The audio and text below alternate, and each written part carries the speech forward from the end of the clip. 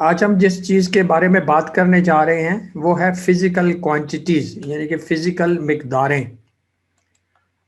इसके लिए हम बड़ी छोटी छोटी मिसालें लेके बात करेंगे और काफ़ी हद तक अपने आज अभी तक हम जो कुछ पढ़ चुके हैं उसकी याद दहानी भी हो गई। तो मेरा पहला एक आपके सामने मिसाल है। फ़र्ज़ करें आप कंसीडर करते हैं, आप देखते हैं कि आपके घर से लेके आपके स्कूल तक कितना फासला है, आप किसी को बताना चाहते हैं। तो हो सकता है कि आपके घर से आपके स्कूल का फासला 4 किलोमीटर है, तो उसे इस अंदाज में लिखेंगे। इसी तरीके से आपसे कोई पूछे कि आपको घर से स्कूल जाते हुए वक्त कितना लगता है, तो आप उसका हो सकता है जवाब दें कि मुझे 30 मिनट लगते हैं। उसको आप इस तरह लिखेंगे। कोई आपसे पूछे कि आपका बस्ता कितना, उसका मास कितना है, अभी हम आपको बताएंगे मास क्या होता है, तो आप कहेंगे उसका मास 3 किलोग्राम है। इसी तरह आप किसी को यह भी बता सकते हैं कि आपके बस्ते में जो पानी की बोतल पड़ी हुई है उसमें आधा लीटर पानी आता है, यानी कि 0.5 लीटर। तो इन सब चीज़ों को देखिए हमने किस तरीके से लिखा है। 4 किलोमीटर, 30 मिनट्स, 3 किलोग्राम, 0.5 लीटर।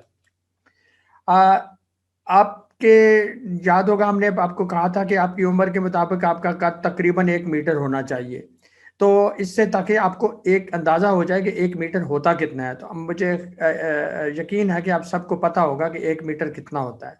तो हमने ये बात की थी कि 1 मीटर का 1,000वां हिस्सा 1 मिलीमीटर होता है और 1 मिलीमीटर का 1,000वां हिस्सा 1 माइक्रोमीटर होता है। इसी तरीके से 1 माइक्रोमीटर का 1,000वां हिस्सा 1 नैनोमीटर होता है। फिर हमने बताया था कि न्यूरॉन जो होता है उसकी लंबाई 1 मीटर तक जा सकती है।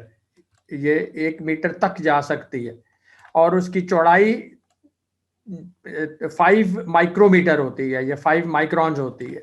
इसी तरीके से हमने ये भी बात की थी कि इंसानी क्रोमोसोम जो है उसकी लंबाई 17 से 85 नैनोमीटर होती है। यानी सबसे छोटा क्रोमोसोम, इंसानी क्रोमोसोम जो है वो 17 नैनोमीटर है और सबसे बड़ा जो है वो 85 नैनोमीटर है। इसी तरह क्रोमोसोम की जो मोटाई है वो 2 से 4 नैनोमीटर होती है। फिर हमने बात की थी कि 1 किलोग्राम को अगर लें तो इसका आप 1,000वां हिस्सा करें तो वो 1 ग्राम बन जाता है।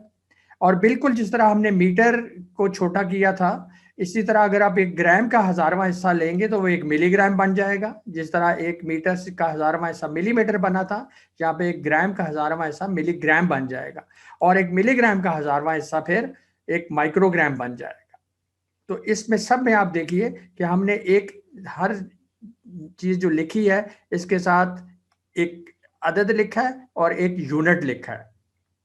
अदद को हमने इस लेक्चर में कोशिश की है कि तमाम लेक्चर में सब्ज रंग से, ग्रीन कलर से जाहिर करें और जो यूनिट है उसको रेड कलर से जाहिर करें ताकि आपको किसी किस्म की कोई कंफ्यूजन ना हो। अब हम वॉल्यूम की तरफ आते हैं। तो अगेन आपको याद होगा कि हमने कहा था कि अगर आप एक एक क्यूब लेते हैं जिसकी तीनों साइडें 1 मीटर, 1 मीटर और 1 मीटर हो, तो इसका वॉल्यूम जो होगा ये 1 मीटर क्यूब होगा। 1 मीटर क्यूब, मीटर यानी इन तीनों को जरब दे के मीटर क्यूब। तो ये जो क्यूब क्यूब है 3 दफा जरब देना, ये यहाँ पे दिखाया गया है। फिर हमने ये कहा था कि 1 मीटर जो होता है, डेसीमीटर जो होता है, वो 1 मीटर का 10वां हिस्सा होता है। ये यहाँ पे जैसे लिखा हुआ है 1/10 of a metre is 1 decimetre. तो एक ऐसा डिब्बा जिसकी तीनों साइडें 1 डेसीमीटर, 1 डेसीमीटर, 1 डेसीमीटर हो तो वो 1 डेसीमीटर क्यूब हो जाता है। और फिर इस 1 डेसीमीटर क्यूब को जब आप 1 मीटर क्यूब में रखेंगे तो आप इस छोटे डिब्बों को इस बड़े डिब्बे में रखने की कोशिश करेंगे तो आप देखेंगे कि इसमें 1,000 छोटे डिब्बे बड़े डिब्बे में आ जाते हैं। इसका मतलब ये हुआ कि 1 मीटर क्यूब में 1,000 डेसीमीटर क्यूब्स होते हैं, या दूसरे लफ्जों में 1 मीटर क्यूब का 1,000वां हिस्सा 1 डेसीमीटर क्यूब होता है। अगेन यहाँ पे देखिए पूरे इस स्लाइड पे आपको नजर आएगा कि जो अदद है, नंबर है, वो ग्रीन कलर में और जो यूनिट्स हैं वो रेड कलर में लिखे हुए हैं। फिर हमने ये भी बात की थी, आपको याद होगा कि 1 डेसीमीटर क्यूब 1 लीटर के बराबर होता है। जब हमने स्मोक की बात की तो आपको याद होगा हमने फिर बात की थी कि पीएम पार्टिकुलेट मैटर को किस तरह हम कंसिडर करते हैं। तो PM10 क्या होता है, वो जर्रे या वो पार्टिकल्स जो 10, जिनका कुतर डायमीटर 10 माइक्रोन से कम होता है, 10 माइक्रोमीटर, और इससे भी छोटे PM 2.5 जिनका कुतर 2.5 माइक्रोन से कम हो, और फिर फाइन पार्टिकल्स में जिनका 0.1 माइक्रोन से कम हो। तो ये अगेन यूनिट्स, न्यूमेरिकल वैल्यू और साथ उसके जो यूनिट्स लिखे हुए हैं। तो फिर अल्ट्रा फाइन पार्टिकल्स, ये जो 0.1 वाले होते हैं ये अल्ट्रा फाइन पार्टिकल्स कहलाते हैं। और फिर आपको याद होगा कि हमने जब ग्लोबल वार्मिंग की बात की थी, हमने कहा था कि आपको इससे अंदाज़ा लगाना चाहिए कि ज़ोहरा जो आपको चांद के करीब तरीन जो सबसे रोशन चीज़ आपको नज़र आएगी आसमान पे, वो ज़ोहरा विनस होता है। और इसका जो इर्द गिर्द का माहौल है वो उसका जो प्रेशर है वो ज़मीन से 92 टाइम्स ज़्यादा है, 92 गुना ज़्यादा है। इतना भारी एटमॉस्फेयर होता है, और उस भारी एटमॉस्फेयर में 96% जो है वो कार्बन डाइऑक्साइड है।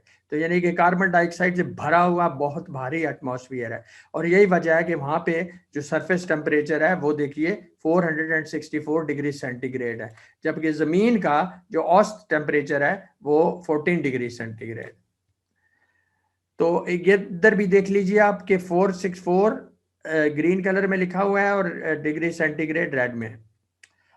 फिर हमने जब ग्रीन हाउस गैसेस की बात की तो उसमें हमने ग्लोबल वार्मिंग पोटेंशियल की बात की थी, लेकिन यहाँ पे ज़्यादा ज़रूरी जो मैं दिखाने जा रहे हैं वो ये है कि एवरेज लाइफ टाइम मुख्तलिफ गैसेस की, ग्रीन हाउस गैसेस की हवा में कितनी होती है, यानी कि अगर वो चीज़ हवा में चली जाए तो कितने अरसे तक वो मौजूद रहेगी।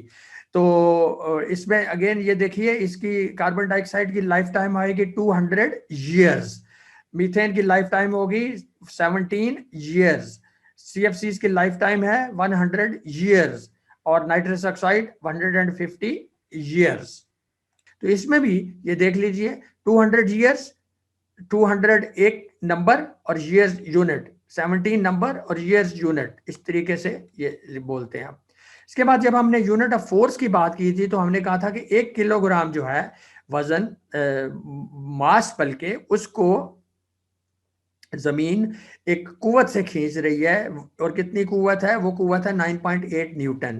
तो असल में ये 9.8 न्यूटन जो कुव्वत है ये इसका वजन है, ये इसका वेट है। ये समझना इसलिए जरूरी है कि मिसाल के तौर पे आप अपना बस्ता लेते हैं जिसमें आपने किताबें भरी हुई हैं, आप उसको उसमें उसका मास 3 किलोग्राम है, तो उसका जो उसको जमीन जिस कुव्वत से खींचेगी वो 3 × 9.8 न्यूटन होगी, जो तकरीबन 30 न्यूटन के करीब बनेगी। तो अगर यही बस्ता आप चांद पे ले जाएं तो आप चांद पे, आपने देखा, आपने कोई किताब नहीं निकाली, कोई नई किताब नहीं डाली, तो इसका मतलब है अगर जमीन पे वो उसका मास 3 किलोग्राम था तो चांद पर भी उसका मास 3 किलोग्राम ही होगा। लेकिन चांद पर जो कशिश शकल है, जो ग्रेविटी है, वो इस जमीन से 6 गुना कम है। तो वहां पे जिस फोर्स से चांद की ग्रेविटी उस बस्ते को खींचेगी वो 30 न्यूटन नहीं होगी, वो बल्कि तकरीबन 5 न्यूटन होगी, 1/6 हिस्सा होगी। तो इसलिए इसको फर्क करने के लिए आप कहेंगे कि चांद पर आपके बस्ते का वजन कम हो गया, तो एक्चुअली आप देखिए उसकी जो खींचने की ताकत है वो कम हुई है, लेकिन जो बस्ता उसी तरह कायम व दायम मौजूद है। इसीलिए हम जब किलोग्राम असल में मास होता है, लेकिन जमीन पे चूंकि हम रहते हैं तो उसको हम गलतुल आम जो है उसके वजन के तौर पे कहते हैं, इसका वजन इतना किलोग्राम है। असल में वजन नहीं होता, मास होता है। वजन अगर आपने कहना है तो वो आप 1 किलोग्राम का वजन 9.8 न्यूटन होगा, लेकिन आमतौर पे फोर्स की जगह हम मास को वजन कह देते हैं। तो अगर आपका मास 40 किलोग्राम है तो आपका वजन 390 न्यूटन है सही अल्फाज में, लेकिन अगेन आप 390 न्यूटन के बजाय आप कह देते हैं हमारा वजन 40 किलोग्राम है। ज़रूरी बात जो दिखाने वाली वो यही है कि आप देखिए, जब हमने 40 किलोग्राम है, इसके भी दो हिस्से हैं, 40 और किलोग्राम, 390 न्यूटन जब हमने लिखा, इसके भी दो हिस्से हैं, 390 N। प्रेशर की जब हमने बात की तो हमने कहा कि आपको बताया था कि अगर एक 5 किलोग्राम का वजन है, चाहे उसको खड़ा रखें चाहे उसको लिटा दें, दोनों सूरतों में जो इस पे फोर्स लग रही है वो 49 न्यूटन है। जो छोटा एरिया है तो फोर्स जो है वो एक जगह पे मरकूज हो गई है, तो इसमें ज्यादा प्रेशर आ गया है। जो एरिया ज्यादा है उसमें फोर्स, वही फोर्स है 49 न्यूटन की, लेकिन वो फैल गई है तो उसमें प्रेशर कम हो गया है। तो प्रेशर को डिफाइन किया गया था फोर्स ओवर एरिया। तो फिर जिस तरह फोर्स के आपको हमने पहले बताया था कि यूनिट्स न्यूटन होते हैं, तो एरिया की यूनिट मीटर स्क्वायर होते हैं, तो प्रेशर की यूनिट हो जाएंगे newton divided by metre square. तो इसको एक नया नाम दे दिया गया था पास्कल, ये यूनिट है पास्कल, PA। तो फिर हमने किलो पास्कल एक कहा था कि आमतौर पे इस्तेमाल होता है, क्योंकि पास्कल बहुत छोटा यूनिट है, तो किलो पास्कल 1000 पास्कल। तो अगेन 1000 नंबर और पास्कल एक यूनिट। जब हमने एटमॉस्फेरिक प्रेशर की बात की तो हमने कहा कि हवा का वो दबाव जो सी लेवल पे हमें महसूस होता है, तो हवा का ये दबाव 101,300 पास्कल्स होता है। तो एक एटमॉस्फेयर को हम फिर ये कह सकते हैं, इसी प्रेशर को हम एक नया यूनिट बना देते हैं, 1 एटमॉस्फेयर। तो 1 एटमॉस्फेयर कितना होता है? 101.3 पास्कल, किलो पास्कल्स। क्योंकि अगर आप किलो कर देंगे तो ऊपर वाला जो है वो डेसिमल 300 के आखिर में जो वो 3 लेफ्ट पे शिफ्ट होके 101.3 किलो पास्कल्स हो जाएगा। अगेन यहाँ पे आपको दिखाने का मकसद सिर्फ यही है कि आप देखिए कि अगर आपने 101,300 पास्कल्स लिखा है, उसके भी दो हिस्से हैं, एक नंबर है 101,300 और एक पास्कल है, यूनिट है। 1 एटमॉस्फेयर अगर आपने लिखा है तो 1 एक यूनिट है और नंबर है, और एटमॉस्फेयर एक यूनिट है। 101.3 किलो पास्कल्स अगर लिखा है, उसका भी 101.3 एक नंबर है और किलो पास्कल एक यूनिट है। फिर हमने ये भी कहा था कि 100 किलो पास्कल जो होते हैं वो एक 1 बार के बराबर होता है। तो इसी तरीके से हम 1 एटमॉस्फेयर को फिर लिख सकते हैं 1.013 बार। तो इसी बार से फिर बैरोमीटर बना था।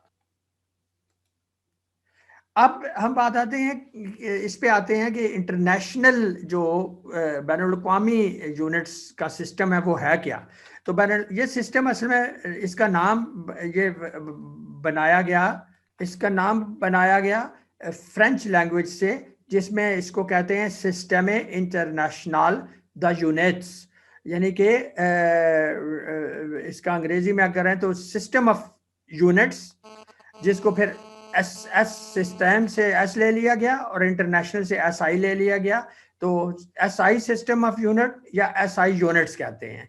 तो यानी कि ये इंटरनेशनल सिस्टम है यूनिट्स का। इसमें जो यूनिट है, बेसिक यूनिट है, वो एक मास के लिए किलोग्राम को लिया जाता है, और लेंथ के लिए, लंबाई के लिए मीटर को लिया जाता है, और वक्त के लिए सेकंड को लिया जाता है। आप कहेंगे जी कि किलोग्राम को क्यों लिया गया, ग्राम को क्यों नहीं लिया गया? इसलिए कि ग्राम बहुत छोटा बन जाता है, तो यूनिट किलोग्राम को लिया गया।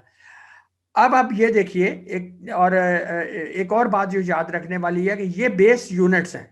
अब जब आप किसी था कि हम मीटर को क्यूब कर देते हैं, 3 दफा मीटर को मल्टीप्लाई कर देते हैं, तो मीटर हमारा बेस यूनिट हो गया, और वॉल्यूम हुजम जो हमारा डिराइव्ड यूनिट हो गया, यानी कि उस बेस यूनिट से हमने यूनिट अखज किया, यूनिट को डिराइव किया। इसी तरह किसी चीज की स्पीड अगर होगी गाड़ी की, वो होगी किलोमीटर पर आवर या मीटर पर सेकंड। तो देखिए मीटर जो है ये बेस यूनिट है, किलोमीटर जो है डिराइव्ड यूनिट है, सेकंड बेस यूनिट है, और आवर भी डिराइव्ड यूनिट है। तो स्पीड भी डिराइव्ड यूनिट्स में आ जाती है।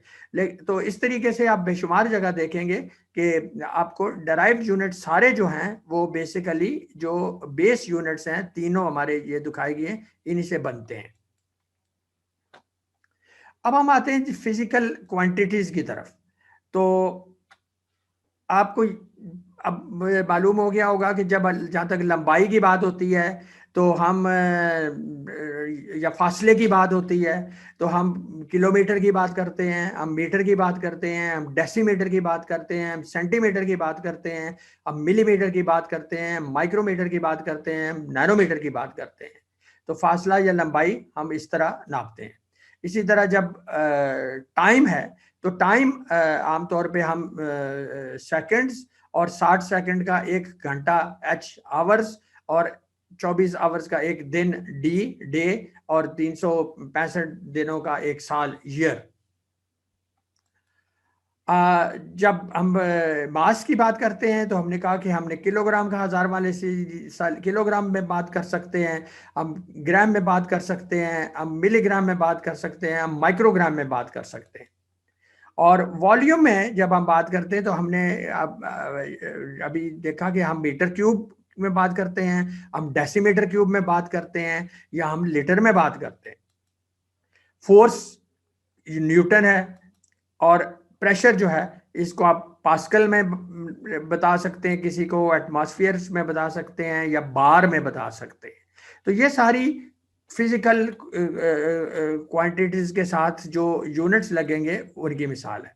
अब हमने सारी जो अभी तक जो कुछ हमने आज पढ़ा या सुना उसको रिव्यू करते हैं।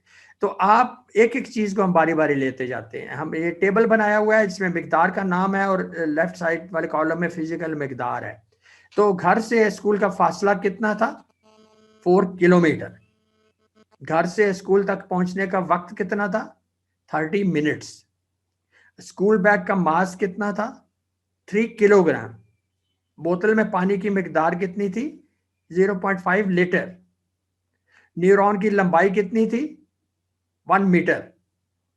सबसे लंबे क्रोमोसोम की लंबाई कितनी थी? 85 नैनोमीटर।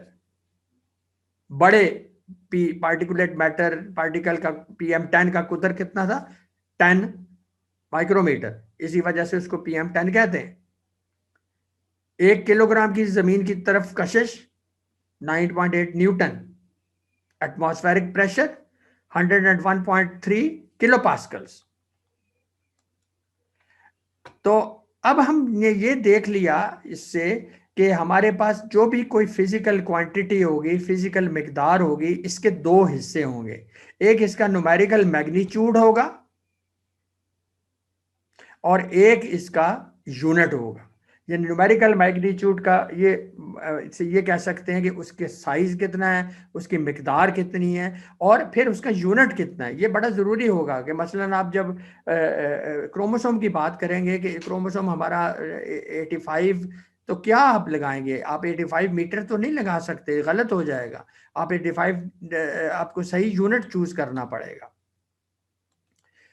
तो अब हम बात करते हैं थोड़ा सा कि यूनिट प्रीफिक्सेस। अभी आप ऑलरेडी इस चीज को देख भी चुके हैं, लेकिन हम उसको थोड़ा सा डिफाइन करने जा रहे हैं।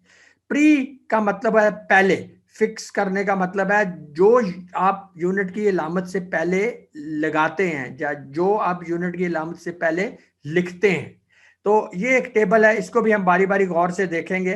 तो हम यहाँ से शुरू करते हैं। तो आप ये देखिए कि अगर हम पहले फासले की बात करते हैं मीटर की, तो अगर आप इसको 1000 से ज़रब देते हैं तो ये इसका मतलब है कि आपने इसको किलो बना दिया, तो ये किलोमीटर बन जाएगा और इसके प्रीफिक्स आ जाएगा छोटा के।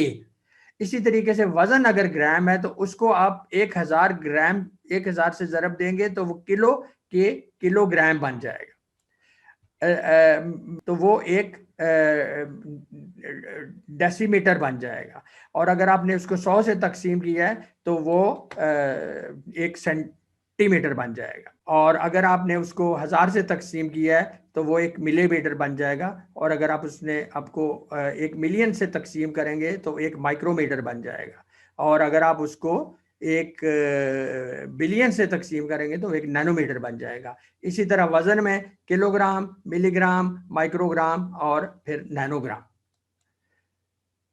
अच्छा, वक्त के लिए जो प्रीफिक्सेस हैं वो इस्तेमाल नहीं होते, क्योंकि हम सेकंड्स के बाद 60 से ज़रब दे के मिनट पे चले जाते हैं, मिनट को 60 से ज़रब दे के घंटे पे चले जाते हैं, घंटे को 24 से ज़रब दे के दिन पे चले जाते हैं, दिन को 365 से ज़रब दे के साल पे चले जाते हैं, साल को 10 से ज़रब दे के 2.5 पे चले जाते हैं, और अगर 2.5 को 10 से ज़रब दें यानी कि 100 साल तो सदी वगैरह पे चले जाते हैं।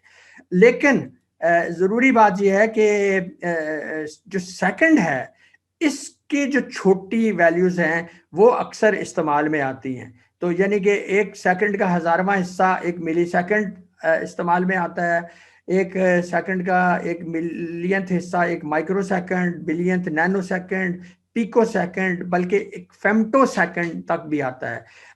इंशाल्लाह जब आप यूनिवर्सिटी में जाएंगे, आगे जाएंगे, तो आप अगर रिसर्च में गए तो इनफैक्ट फेम्टो सेकंड केमिस्ट्री एक बहुत बड़ी रिसर्च की फील्ड है जिसमें केमिकल रिएक्शंस को स्टडी किया जाता है जो इतने कलील मुद्दत में वकूफ़ पज़ीर हो जाते हैं।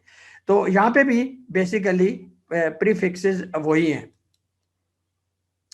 हुजब के लिए प्रीफिक्सेस कौन से यूज होते हैं? आपको याद होगा हमने कहा था कि 1 मीटर क्यूब जो है 1000 डेसीमीटर क्यूब होता है, और 1 डेसीमीटर क्यूब जो है 1 लीटर होता है। तो 1 लीटर का 1000वां हिस्सा 1 सेंटीमीटर क्यूब होता है, जिसको 1 क्यूबिक सेंटीमीटर है, और क्यूबिक से सी और सेंटीमीटर से फिर सी, तो ये दो सी जो लेके इसको एक सीसी भी कहा जाता है। तो अक्सर आप कई दफ़ा सुनेंगे बात कि इतने सीसी पानी लेना है, इतनी सीसी दवाई लेनी है, इतनी सीसी इंजेक्शन लेना है, तो वो असल में 1 सेंटीमीटर क्यूब होता है। इसी तरीके से 1 लीटर का 1000वां हिस्सा अगर आप कर दें तो वो 1 मिलीलीटर बन जाएगा, और 1 लीटर का अगर 1 मिलियंथ हिस्सा कर जाए तो वो 1 माइक्रो लीटर बन जाएगा। तो लेबॉर्ट्री में रिसर्च करने के लिए, तजर्बे करने के लिए अक्सर ये मिलीलीटर और माइक्रो लीटर की भी इस्तेलाहें इस्तेमाल में आती हैं।